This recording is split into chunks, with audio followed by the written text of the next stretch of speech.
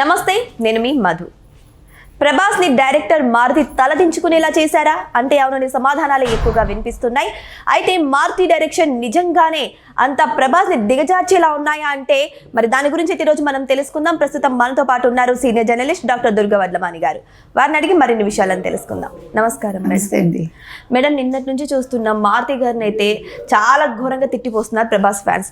ప్రభాస్ అనేది తల దించుకునేలా మారుతి చేశారని చెప్తున్నారు. మరి నిజంగానే మూవీ స్లోగా నడిచిందంటారా, లేదంటే ఇందులో కూడా రాజకీయ ప్రమేయం ఏదైనా ఉందంటారా?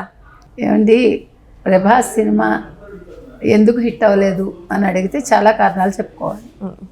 ఒకటి కథ, రెండు కథనం, మూడు ప్రభాస్ తోటి తీసేటప్పుడు డైరెక్టర్ ఇంకోసారి ఆలోచించాల్సింది.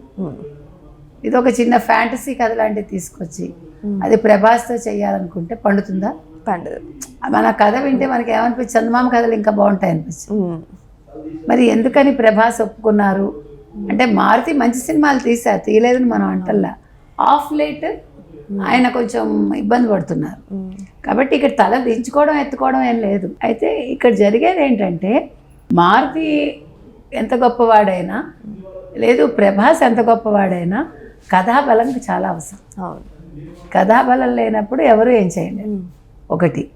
రెండోది, ఇందాక మీరు అన్నారు రాజకీయ ప్రమేయం ఉంటుందని. ఎందుకు ఎవరికి ఉంటుంది? ఇప్పుడు వరుసగా సంక్రాంతికి మూవీస్ వస్తున్నాయండి. ఇప్పుడు ప్రభాస్ సినిమా వచ్చే టైంలో ఒక్క సినిమా రిలీజ్ లేదు. ఈవెన్ జననాయకన్ కూడా పోస్ట్ పోన్ అయింది. ఇంకా వాళ్ళకి ఏం ప్రాబ్లం ఉంది? అడ్డు కూడా లేదు, ఏ అడ్డు లేదు. కాబట్టి ఇక్కడ సినిమా ఆడిందా ఆడలేదా అనేదానికి మళ్ళా సినిమా కథ బాగాలేదని అర్థం. మూడోది, మీరు పాన్ ఇండియా సినిమాలని ఒకసారి అతను బాహుబలి చేశాక బాహుబలి లెవెల్లోనే అన్ని సినిమాలు ఉండాలంటే ఎట్లా? అవును, ఉండవు. కాబట్టి అదొక మైనస్. తర్వాత పాన్ ఇండియా సినిమాలు ఎందుకు చేస్తున్నారు? మీరు చేయకండి. అన్ని పాన్ ఇండియా సినిమాలు ఎందుకండి? ఎవడు చూస్తాడు? ఇప్పుడు ఇంత డబ్బులు ఖర్చు పెట్టి ప్రజలు థియేటర్కి వచ్చి ఏం చేస్తారు? ఒక పక్క పండగలు వస్తున్నాయి, పండగల్లో సినిమాలు వస్తాయి, ఒక సినిమాకే ఖర్చు పెట్టేస్తే ఎట్లా? ఇప్పుడు మీరు మీ మంచి రోజులు లేకపోతే మీ సినిమా హిట్ అవ్వడం మీరు చూసుకుంటే ప్రజలు బడ్జెట్ చూసుకుంటారు కదా. కాబట్టి పాన్ ఇండియా సినిమాలు తీయడం తప్పండి. తెలుగులో తీయండి, చక్కగా తెలుగు యాక్టర్లను పెట్టండి, చక్కటి తెలుగులో మంచి సినిమా తీయండి తక్కువ బడ్జెట్లు పెంచుకుంటూ వెళ్ళిపోయి హీరోలకు రెమ్యూనరేషన్స్ పెంచేసి ఒక్కొక్క హీరో 3 ఏళ్ళు 2 ఏళ్ళు ఒక సినిమా చేస్తానని ఏంటిది? ఎవడు నష్టపోతున్నాడు? అల్టిమేట్గా చూసే ప్రేక్షకుడు నష్టపోతున్నాడు. తర్వాత ఇంకోటి ఏంటంటే గతంలో మహా నటులు ఉండేవాళ్ళు కదా. రామారావు గారు, నాగేశ్వరరావు గారు, శోభన్ బాబు గారు, కృష్ణరాజు గారు, కృష్ణ గారు, అందరూ హేమహేమిలే. ఎన్ని సినిమాలు చేసేవాళ్ళు వాళ్ళు ఏడాదికి? ఏకంగా చాలా చేసేవాళ్ళు కదా. ఎక్కడైనా గ్యాప్ ఉందా? అస్సలు ఉండేది కాదు. మరి ఇంత గ్యాప్ లేకుండా వాళ్ళని చేసి వాళ్ళు హ్యాపీగా వాళ్ళు లీడ్ చేశారు. మరి ఇవాళ ఎందుకు మీరు చేయట్లేదు? మీరు 2-3 ఏళ్ళు ఒక్కొక్క సినిమా తీసుకున్నాక మీ బాడీ అవుట్ ఆఫ్ షేప్ అయిపోతుందిగా. అవును, మీకు వయసు కూడా పెరుగుతుందిగా. ఇప్పుడు మీరు ఇవాళ మొదలుపెట్టింది 3 ఏళ్ల తర్వాత అంటే మీరు మొత్తం మారిపోరు. ఎంత మీరు విఎఫ్ఎక్స్లు వాడినా, ఎంత నేను 6 ప్యాక్లు ఇవన్నీ అన్నా కూడా దీని ఇంపాక్ట్ తర్వాత మీ హెల్త్ మీదే చూపిస్తుంది. అవును. ఇప్పుడు ఎంత హీరో అయినా నిజ జీవితంలో అతను హీరో కాదు కదా, మామూలు మనిషి. అవును. అందుకని నేను అనేది ఏంటంటే అసలు నేను చూస్తున్నానండి జిమ్ములకి వెళ్తున్నారు అమ్మాయిలు కూడా, హీరోయిన్స్. ఆ బరువులు మోయడం ఏంటో అదేంటో ఇది లాంగ్ రన్లో ఎలా ఉంటుంది అని నా సందేహం. జీరో సైజ్ కోసం అంటూ, జీరో సైజ్ అయినా ఏమైనా మన్ని మించి 95 కిలోలు అలా వాళ్ళు ఎత్తుతూ ఉంటే నాకు అసలు నిజంగా అర్థం కాలే. నేను ఎందుకంటే డాక్టర్ని అదే అడగాలనుకుంటున్నా సీరియస్లీ.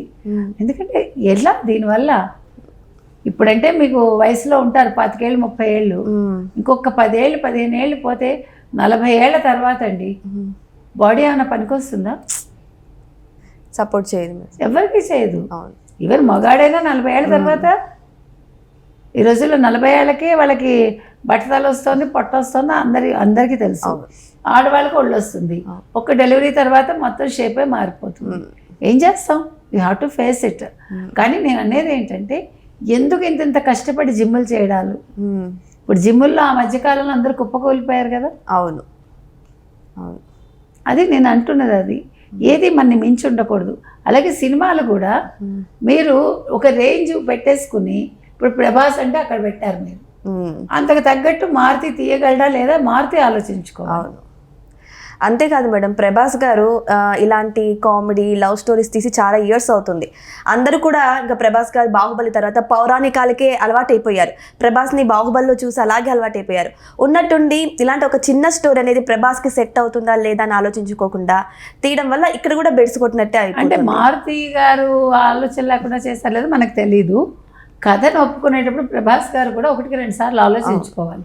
ఫ్యాన్స్ని కూడా ఆలోచించుకోవాలి. ఆయన ఏ సినిమా తీసినా వెళ్ళిపోతుంది అంటే ఎలా వెళ్ళిపోతుంది? ఇంకో సంగతి తెలుసా మీకు? హెచ్డి ప్రింట్ రిలీజ్ అయింది నిన్ననే. మరి మీరు ఐబొమ్మని అరెస్ట్ చేశాక హెచ్డి ప్రింట్ ఎలా వచ్చింది? అవును, ఇవాళ సజ్జనార్ గారు మాట్లాడాలి దాని మీద. ఇప్పుడు ప్రొడ్యూసర్స్ కోసం మీరు ఐబొమ్మ రవిని అరెస్ట్ చేశారు, బాగుంది, 3,000 కోట్లు వెనక్కి తీసుకున్నారు. మరి వాళ్ళ అన్వేషణ ఎందుకు మీరు అరెస్ట్ చేయట్లేదు? నా అన్వేషణ కూడా చేయాలి కదా. చేయాలి. సినిమాకి సంబంధం లేదు కానీ అతను హిందూ దేవతల్ని దేవుళ్ళని తిట్టాడు కదా. అవును, ఇష్టానికి గరికపాటి గారిని తిట్టాడు కదా, బూతులు మాట్లాడాడు కదా. మరి మీరు సహిస్తారా? ఐబొమ్మ రవి అవేం చేయలేదు, సరే అతను ఎకనామికల్గా దెబ్బ కొట్టాడు అతను, అది వేరు.